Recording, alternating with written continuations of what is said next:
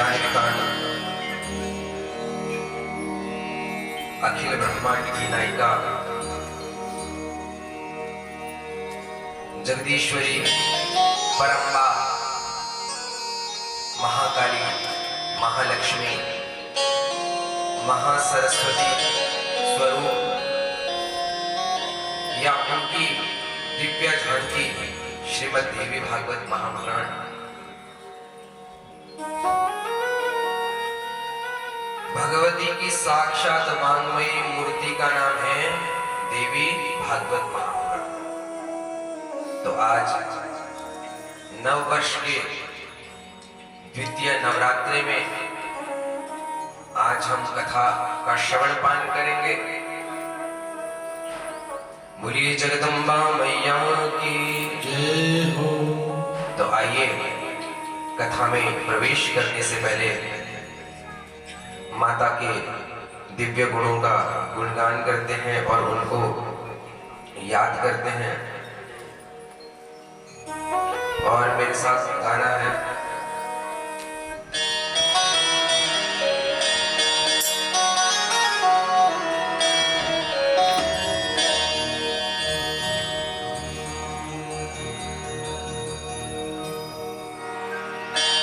तूने मुझे बुलाया शेरावाली, मैं आया जोतावाली।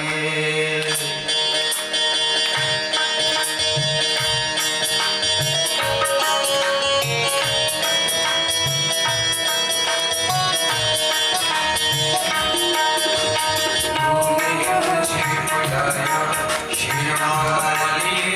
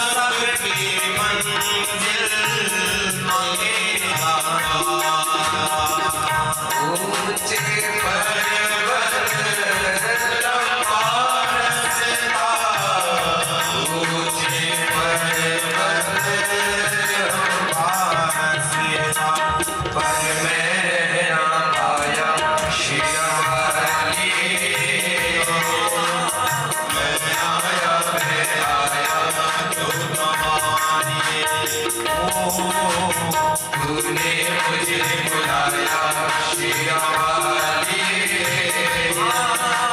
मैं आया जोतावाली।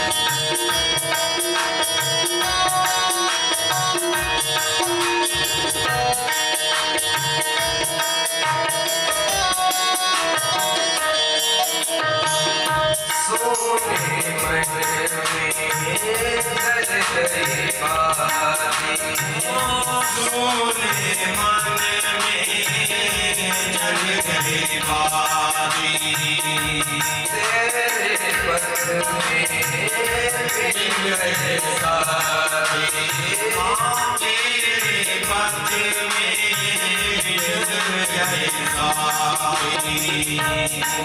खोलो क्या तुझसे मांगो, खोलो क्या तुझसे मांगे सब पाया शेरवाली। मैं आया जोतवाली, तूने मुझे बुलाया शेरवाली। मैं आया जोतवाली।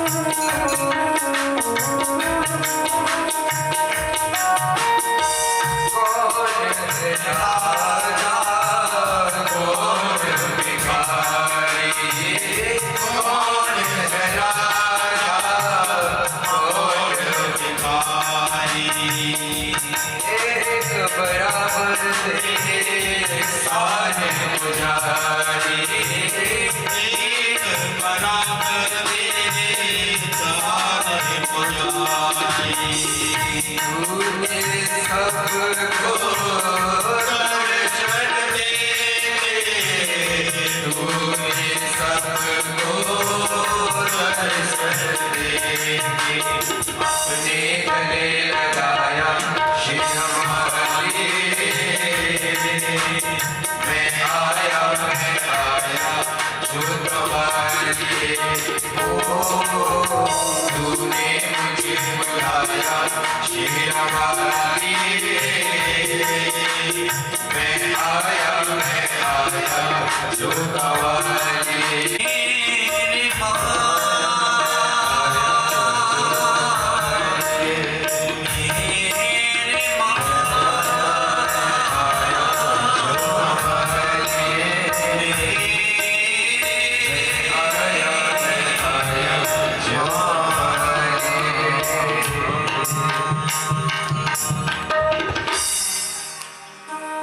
बोलिए जगदम्बा मैया की जय हो।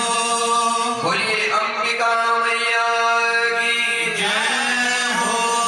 बोलिए वो अपनी अपनी कुलजा महारानी की जय हो। तो हमने विगत दिवस में भगवती की चर्चा की थी। उसी चर्चा को थोड़ा सा संक्षेप में सुनते हैं। जो भी थोड़े पीछे पीछे बैठे हैं उनसे आग्रह थोड़ा आगे आगे आ जाए। इसलिए ये एक ऐसा द्वार है जहां पर लज्जाशील घर छोड़कर आना। यहाँ पर तो आप अपनी भगवती मैया से मिलने के लिए आए हैं। प्रेम से कोई जय माता दी, प्रेम से कोई जय माता दी।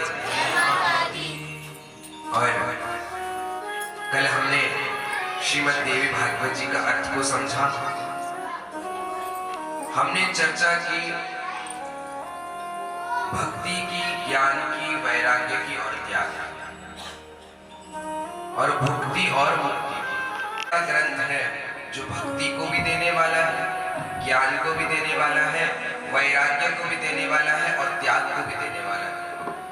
इसके अतिरिक्त ये क्या देने वाला है? भोग और मोक्ष को देने वाला है। पुराण का अर्थ होता है पुरा अपि नवावा। जो पुराना होकर भी नया है उसका नाम है पुराण। जैसे गंगा मैया, यमुना मैया कितने समय से बह रहे हैं, लेकिन उनका महत्व कभी कम हुआ? ऐसे ही पुराण है जो प्राचीन तो है, लेकिन आज भी बिल्कुल नए। तो हम भगवती से क्या क्या मांगेंगे? ज्ञान, भक्ति, वैराग्य, त्याग और भोग और मोक्ष। और हमने कल देवी भागवत जी के भीतर 5 पुराण के लक्षणों को जाना।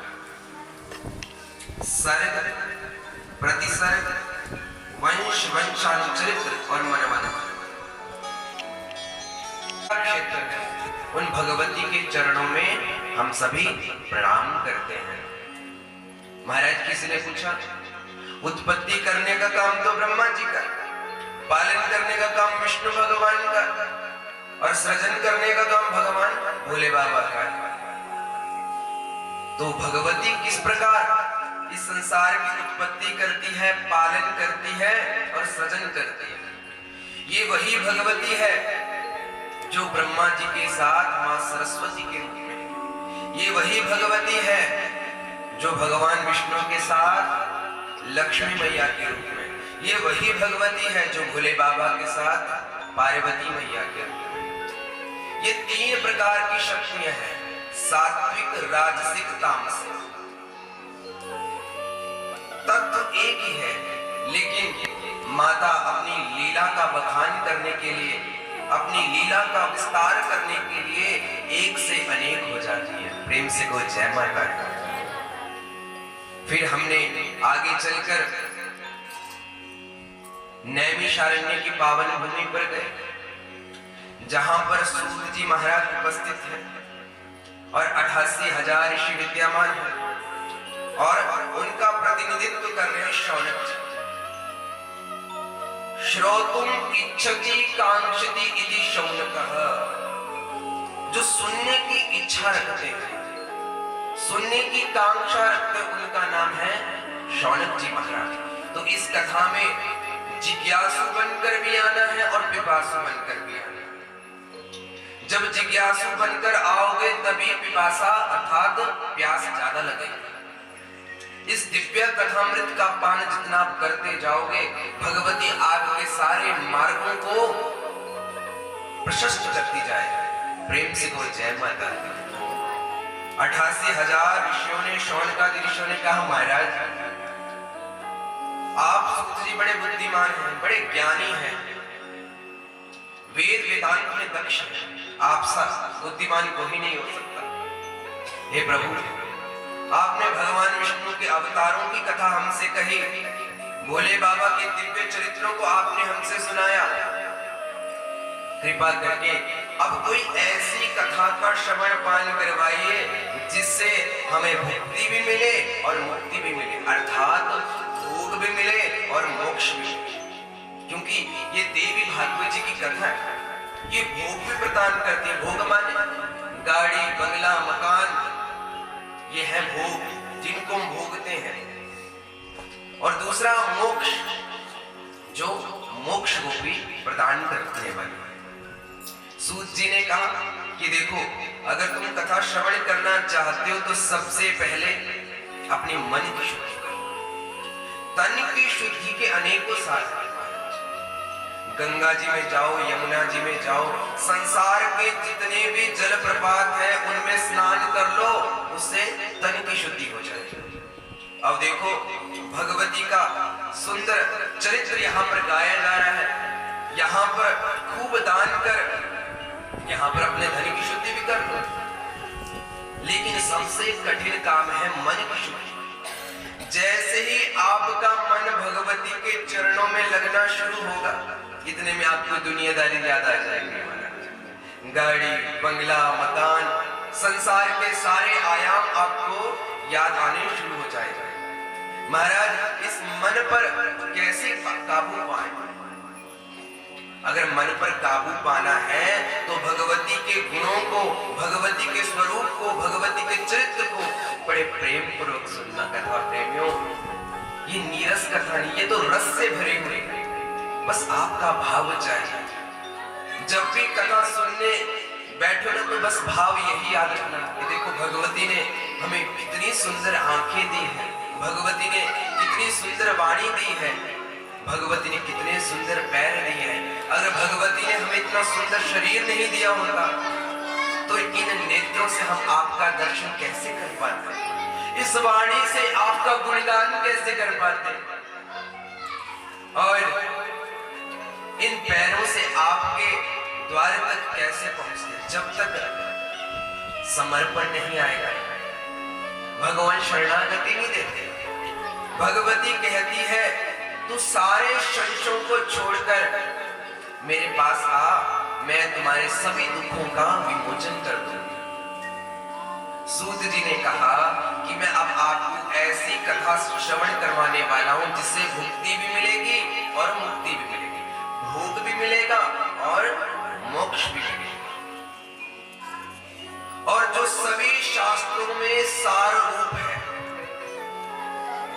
सनकादि ऋषियों ने, शौनकादि ऋषियों ने कहा महाराज जल्दी जल्दी हमारी पिपासा को आप संतुष्ट कीजिए, हमें तृप्त कीजिए इस दुर्लभ कथामृत से। किंतु ये तो बताइए जो आप हमें कथा कहने जा रहे हैं ये किस देवता की कथा है।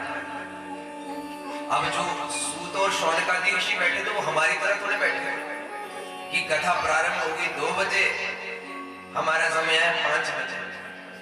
जब शौनकादि ऋषि कथा श्रवण करने के लिए बैठे थे तो 1000 वर्ष तक दिव्य यज्ञ चला, और इस दिव्य यज्ञ में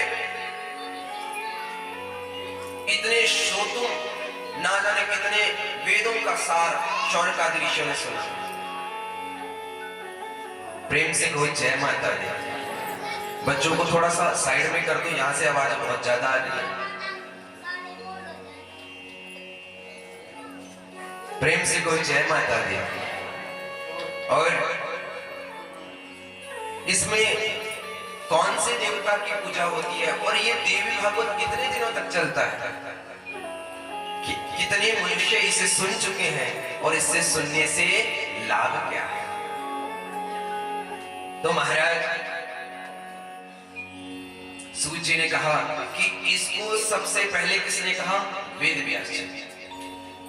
वेद व्यास जी ने देखा कि कलयुग दिन प्रतिदिन बढ़ता जा रहा है, कलयुग में जीव आसुरी प्रवृत्ति का हो जाता है। आज देखो कलयुग का हाल, 2-2 वर्ष 3-3 वर्ष के लोगों को कैंसर, ये कलयुग नहीं तो क्या है।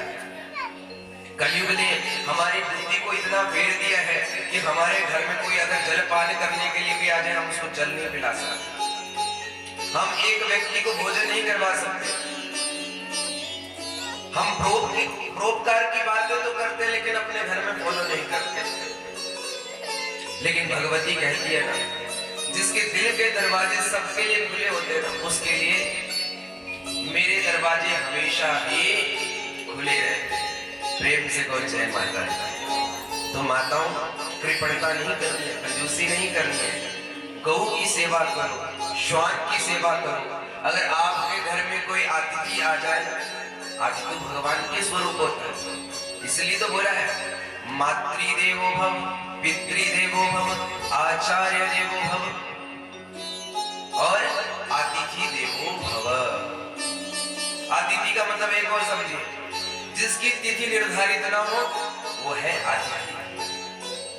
तो अतिथि तो बिन बुलाए आते, बोलकर कोई अतिथि थोड़े भी आता।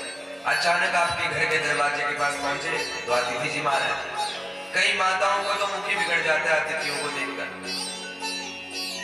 माताओं जीवन में अगर आपके द्वार पर अतिथि आ गया तो आपके मुख पे इतनी सी विकृति नहीं आनी चाहिए, चाहे आपके पास अन्न हो या ना हो, लेकिन अगर भाव सच्चा होगा तो भगवान ना जाने किस रूप में आपके ऊपर कृपा करते हैं। प्रेम से कोई जय माता दी। तो वेद व्यास जी ने देखा कि कलयुग दिन प्रतिदिन बढ़ता जाएगा और जीव के पास समय कम हो। सतयुग में हमने 1 लाख वर्ष आयु की, फिर आया उसके बाद त्रेता युग, उसमें से एक शून्य और हटा दीजिए, आयु बची 10,000 वर्ष। और फिर उसमें से एक शून्य और हटा दीजिए, फिर आया द्वापर, फिर आयु बची 1,000 वर्ष।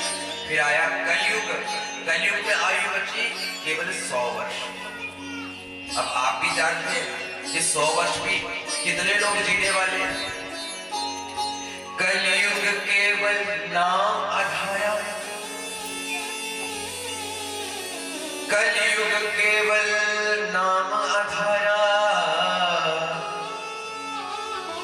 इसलिए हरि भजले, हरि भजले, हरि भजने का मौका है। कलयुग में तो केवल भगवान के नाम की महिमा। मैं कल भी कह चुका हूं, आपकी प्रीति राम जी में हो तो राम जी के नाम का उच्चारण कीजिए। आपकी प्रीति ठाकुर जी में हो तो ठाकुर जी की अहर्निश पूजा कीजिए। आपकी प्रीति दुर्गा मैया में हो तो भगवती को प्रसन्न कीजिए। महाराज अब देवी देवता इतने, किसकी पूजा करें, किसको छोड़े? देखो,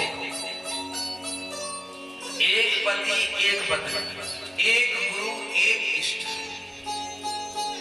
नाम जब एक का करो, प्रणाम सबको करो।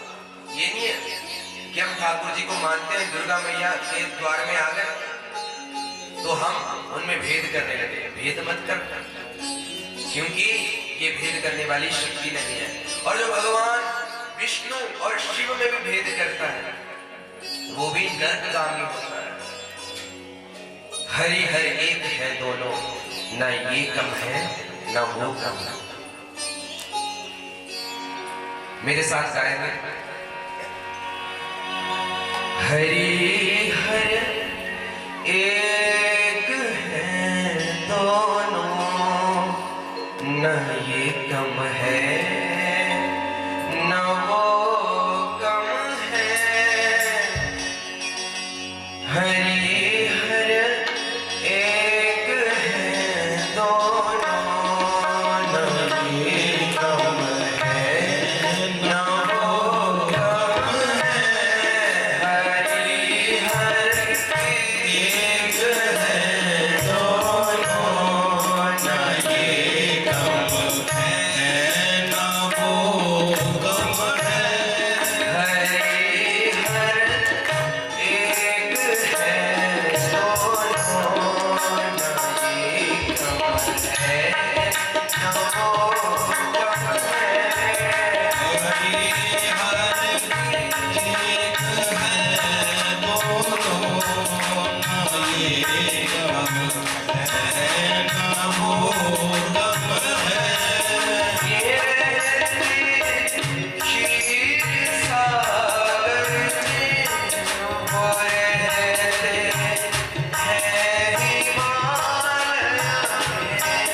ये रहते क्षीर सागर में वो रहते हैं हिमालय में।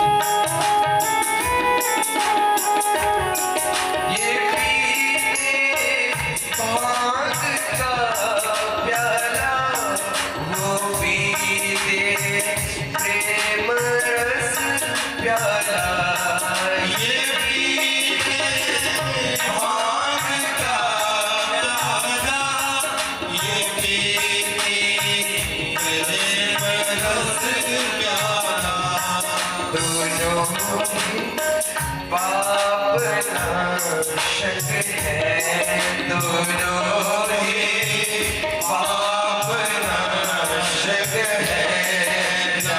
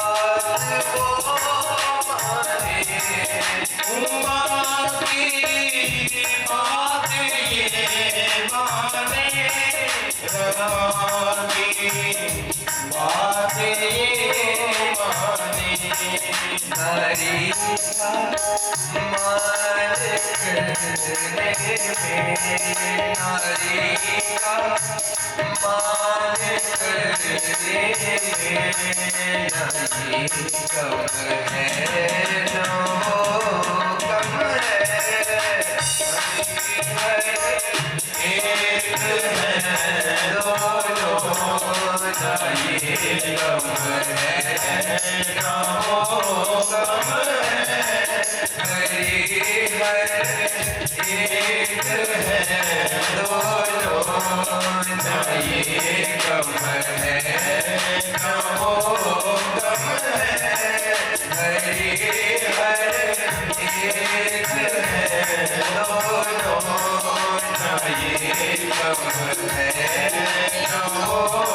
है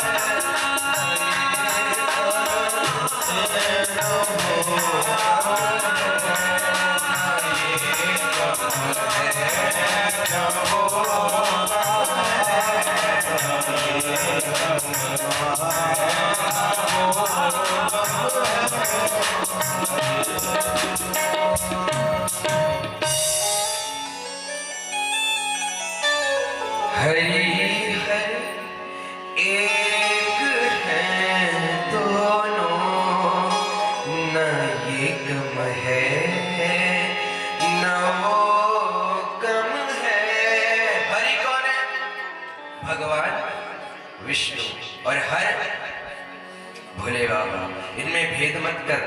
इसलिए भगवती में भी कभी भेद मत करना। हरि हर एक है दोनों, न ये कम है न वो कम है। इनका निवास स्थान कहाँ पे महाराज? ये रहते क्षीर सागर में, वो रहते ससुर घर दोनों ही रहते। पहले घर जमाई कौन? भोले बाबा। भोले बाबा जी कहाँ पे रहते हैं? और कहाँ पे रहते हैं? हिमालय में, कैलाश में। और पार्वती मैया किनकी पुत्री है? हिमालय राज की। ये रहते हैं हिमालय में, वो रहते क्षीर सागर में। क्षीर सागर से किसकी उत्पत्ति हुई है? बताओ भाई, पहली बार थोड़ी कथा सुनते हैं। क्षीर सागर से कौन पैदा हुआ? लक्ष्मी मैया। ससुर घर दोनों ही रहते, न ये कम है न वो कम है, हरि हर एक है दोनों, न ये कम है न वो कम है। बोली शिव शंकर भगवान की, बोले विष्णु भगवान की जय हो। ये दिव्य ग्रंथ श्रीमद् देवी भागवत जी तब लिखा गया जब वेद व्यास जी ने देखा कि जीव आसुरी प्रवृत्ति का होता जा रहा है। इसलिए कलियुग के प्राणियों का कम समय में कैसे उद्धार हो सके। और ये ग्रंथ सबसे पहले किसको सुनाया वेद व्यास जी ने? जन्मजय महाराज कब सुनाया? राजा परीक्षित की कथा तो आपने सुन रखी है। राजा परीक्षित को श्राप मिला था कि उसको तक्षक नाग के काटने से उसकी मृत्यु हुई। श्रृंगी ऋषि ने श्राप दिया था और 7वें दिन तक्षक नाग ने राजा परीक्षित को काटा और देह से मुक्ति मिली।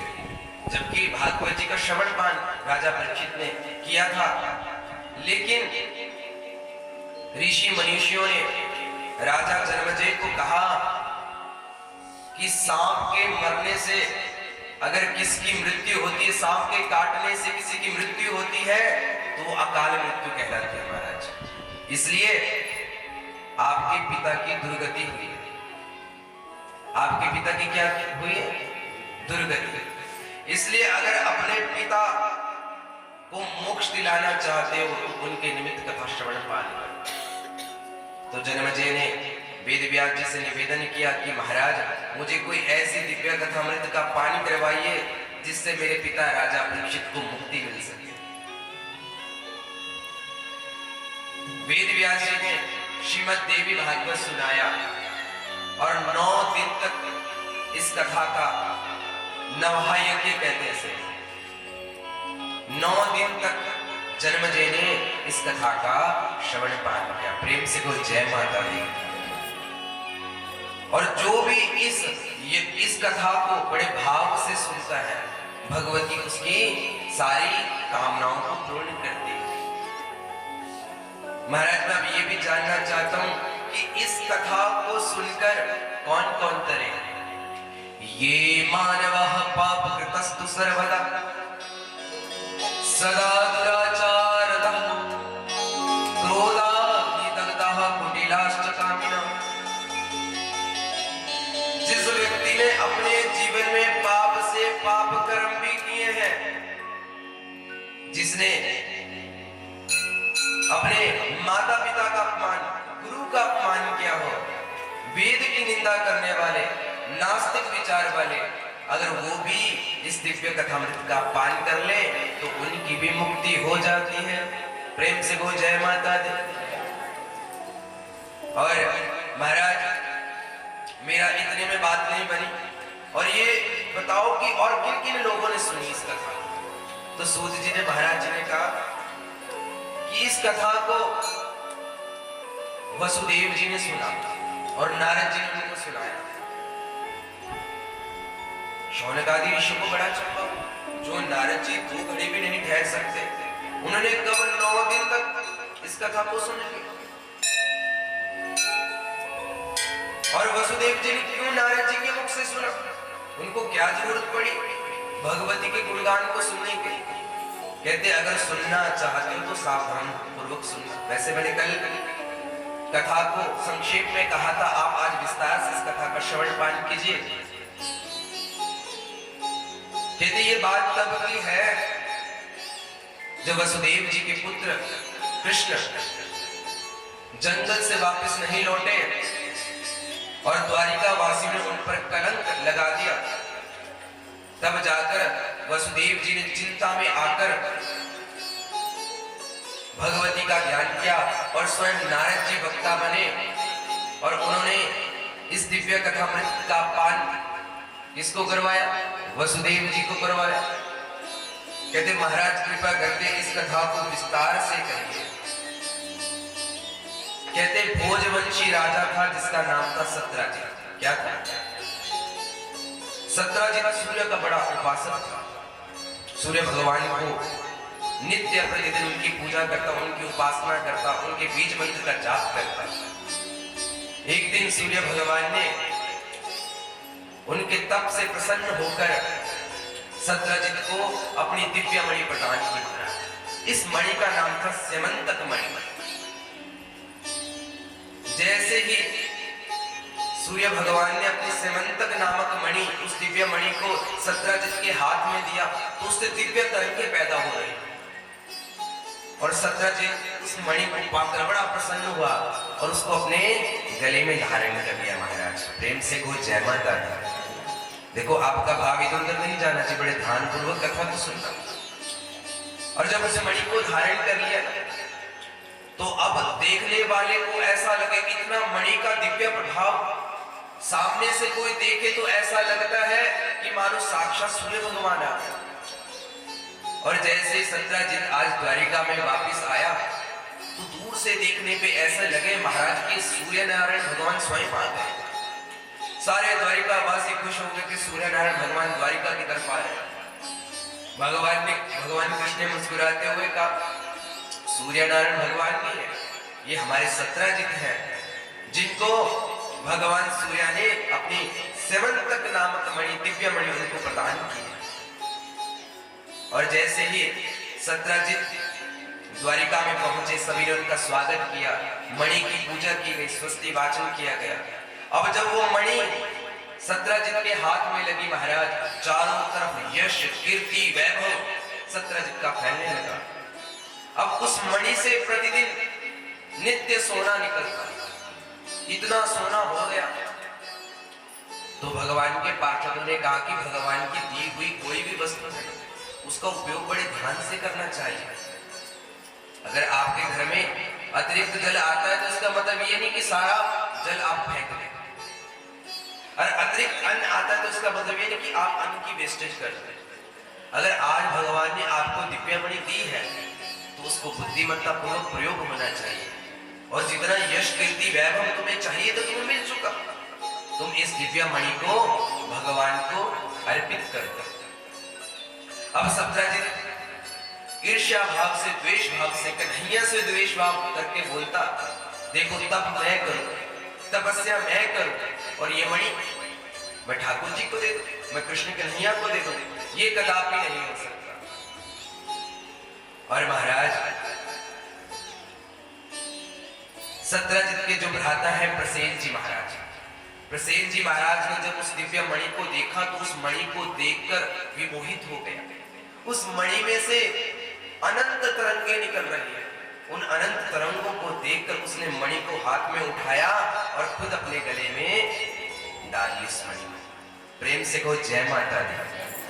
देखो भाव नहीं टूटना चाहिए, हाजिरी लगती रहनी चाहिए, क्योंकि या देवी सर्वभूतेषु निद्रा रूपेण संस्थिता, जो निद्रा मैया ये भी भगवती है, योग निद्रा मैया। तो निद्रा मैया से थोड़ा सा आपने उनकी पूजा करते रहना कि मैया हमें, ये कथा ऐसी होती है, देखो घर में हमें नींद नहीं आती, कथा में 10 मिनट बैठे, जैसे भगवान भगवती के साथ हमारी तार जुड़ेगी, इतने में ही हमारा मन संसार में चला जाएगा, बेटे में, बहू में, माताओं। जब कथा में आ जाए ना तो बस भगवान का बन के, भगवती का बन के रहो। प्रसेन ने उस मणि को अपने गले में डाल लिया और कहां चला गया? जंगल में चला गया शिकार करने के लिए। सिंह उस दिव्य मणि को देखकर आकर्षित हुआ। सिंह ने जैसे ही प्रसेन पे प्रहार किया, प्रसेन की मृत्यु हो गई। ये दृश्य जामवंत जी ने देखा।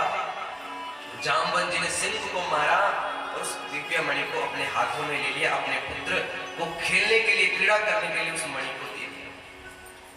अब प्रसेन बहुत दिनों तक वापस नहीं आया महाराज। जब प्रसेन वापस नहीं आया तो सत्राजित को चिंता होने लगी।